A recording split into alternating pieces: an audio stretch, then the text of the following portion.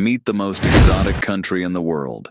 Mountains, total isolation, dangerous neighboring countries, and incredibly beautiful women with slanted eyes. Mongolia is an extremely exotic country, seldom discussed in the media and schools, yet it holds a rich history, culture, geography, curiosities, and beautiful, needy Asian women. Mongolia is located in East Asia, in the center of the continent. It is a landlocked country, bordered by Russia to the north and by China to the south, east, and west. Its population is 3.4 million inhabitants, with 30% of the total population living in the capital, Ulaanbaatar. This country has an incredible and ancient culture. For example, the yurts. Yurts, also known as girs in Mongolia, play a central role in Mongolian culture and everyday life. They are traditional portable structures that have served as housing for Mongolian nomads for centuries. Yurts are built with a wooden frame forming a circular structure covered by layers of felt. The felt is traditionally made from sheep's wool and provides thermal insulation, making yurts suitable for Mongolia's extreme climate. An opening at the top of the yurt, known as the tuno, allows for ventilation and natural light to enter. Inside the yurts, Mongolian family and social life thrives. They are the center of family activities, where meals are prepared and shared, stories are told around the fire, and traditions are passed down from generation to generation. Yurts also serve as space for community gatherings and celebrations during festivals and important events. One of the most important characteristics of yurts is their portability. They can be set up and taken down quickly, which is essential for Mongolian nomads who need to move with their herds in search of pastures during different seasons of the year. The ability to easily dismantle and transport yurts also facilitates adaptation to adverse weather conditions. The culture of yurts is truly fascinating. In addition to yurts, Mongolia has other very interesting cultural facts. The Mongol Rally is an annual charity race that challenges participants to drive from Europe to Ulan-Ude in Russia or Ulaanbaatar in Mongolia in small and inadequate cars. It is an extreme adventure that crosses several countries and attracts adventurers from all over the world. The Mongol Rally was founded in 2004 by Tom Morgan and Rob McKay, two Britons who sought to create a unique adventure that would challenge participants to explore new cultures and landscapes while raising funds for charity causes. The route of the Mongol Rally varies from year to year, but generally starts somewhere in Western Europe, such as the UK or the Czech Republic, and ends in Ulan-Ude, Russia, or Ulaanbaatar, Mongolia. Participants are free to choose their own route as long as they reach the final destination within the set time frame. The Mongol Rally is known for its unique and unpredictable challenges along the way. Participants may encounter rough roads, extreme weather conditions, language barriers, border bureaucracy, and a host of other difficulties during the journey. One of the most distinctive features of the Mongol Rally is that participants are required to travel the route in small cars with engines of up to 1.2 liters. This means that participants cannot use four-wheel drive vehicles or any type of vehicle specially prepared for the race. The idea is for participants to face the challenge with common low-cost vehicles. The Mongol Rally is not a speed race, but rather an adventure and solidarity journey. Participants are encouraged to help each other along the way and to interact with the local communities they encounter. Many teams also raise funds for charity organizations of their choice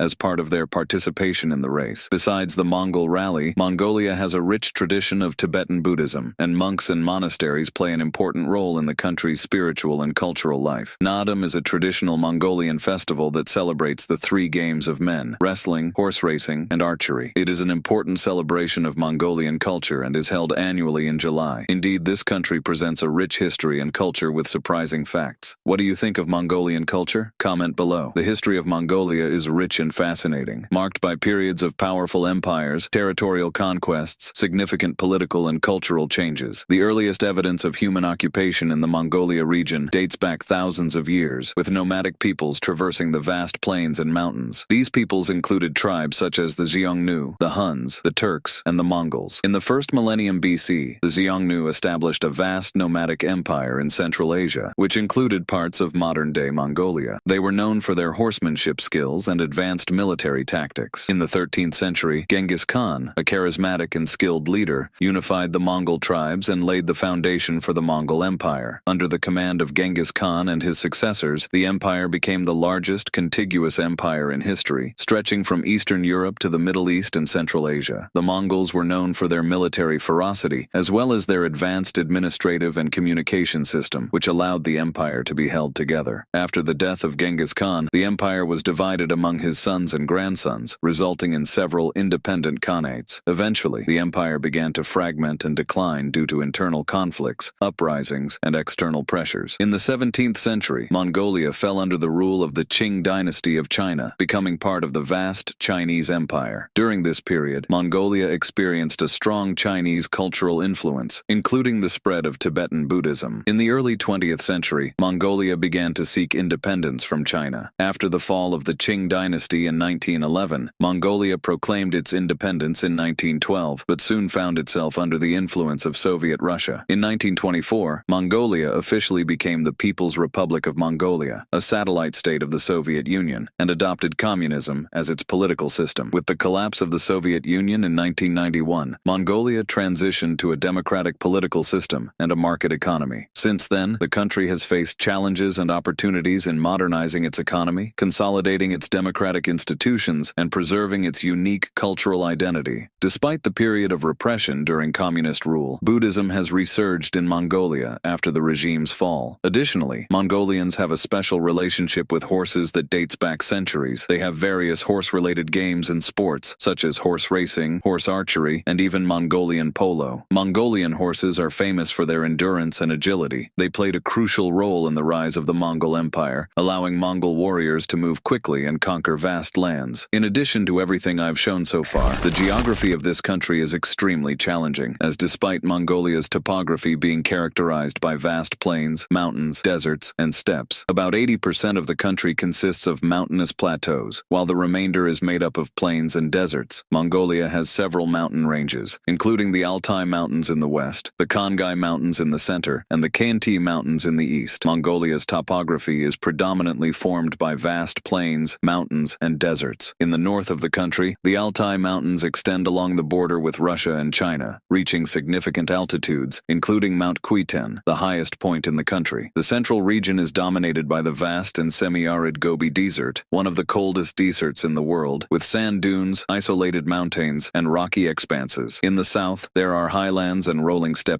Mongolia's rivers are generally short and fed by glacier melt and seasonal precipitation. Some of the major rivers include the Orkhon, Selenge, and Havd. Most of Mongolia's rivers flow northward towards the Arctic. Mongolia has a continental climate, characterized by harsh and dry winters and hot, short summers. Temperatures can vary drastically throughout the year and between day and night, especially in desert and mountain regions. Precipitation is scarce and irregular, with a very low annual average. Mongolia is home to an impressive variety of wildlife, including species adapted to the extreme conditions of the desert and mountains. Animals such as camels, wild goats, gazelles, foxes, wolves, and snow leopards inhabit different regions of the country. Vegetation ranges from grassy steppes to rugged desert flora. Mongolia's economy is characterized by several factors, including its vast territorial expanse, significant natural resources, and its geopolitical position between Russia and China, receiving extreme influences from these two countries. Mongolia is known for its vast mineral resources, including coal, copper, gold, uranium, fluorite, and many other minerals. Mining plays a significant role in the Mongolian economy, contributing substantially to the country's exports and GDP. The Oyu Tolgoi mine, one of the world's largest copper and gold reserves, is a large-scale mining project that has attracted significant foreign investment. Agriculture and animal husbandry have traditionally been the main sources of livelihood for many Mongolians, especially for nomads living in the vast steppes. Raising livestock, including sheep, goats, and camels, is an essential part of the rural economy, providing meat, wool, and other animal products. Agriculture is practiced on a small scale, with cereal cultivation, such as wheat, barley, and millet, primarily for domestic consumption. Tourism is emerging as a promising sector in the Mongolian economy, with an increase in the number of foreign visitors interested in the country's unique landscapes, nomadic culture, and history. Mongolia offers a variety of tourist attractions, including the Gobi Desert, national parks, Buddhist temples, cultural festivals, and authentic experiences with nomadic families. The services sector, including trade, transportation, communications, and finance, is growing as urbanization and modernization progress in the country. Ulaanbaatar, the capital, is the financial and commercial center of Mongolia, where many businesses and financial institutions are concentrated. Mongolia's currency is the tugrik, and $1 is equivalent to 3,400 Mongolian tugriks. At first glance, the dollar is extremely valued compared to the Mongolian currency, but this does not always reflect in cheap prices. Let's now look at the cost of living in this country. For example, the monthly cost of food in Mongolia varies considerably depending on lifestyle, place of residence, and dietary habits. A basic diet will range between $40 to $70 per month. This includes foods such as rice, meat, vegetables, fruits, and dairy products. A diet with more options will range between $90 to $120 per month. This would include, in addition to basic food, meals at restaurants, consumption of higher quality meat, and imported products. Larger cities like Ulaanbaatar generally have higher food costs than rural areas. People who eat out frequently or prefer premium products will pay more for food. So by American standards, this cost of food is super affordable and very cheap. As for the cost of rent, it's also quite cheap compared to here in the United States. A one-bedroom apartment in Ulaanbaatar will cost you between $140 to $300 per month. In more remote areas away from major cities, the cost drops considerably. This cost will range between $60 for a one-bedroom house and $90 for a two-bedroom house. Overall, the cost of housing is relatively cheap compared to the United States. Accommodations in the capital have reasonable prices, ranging from $20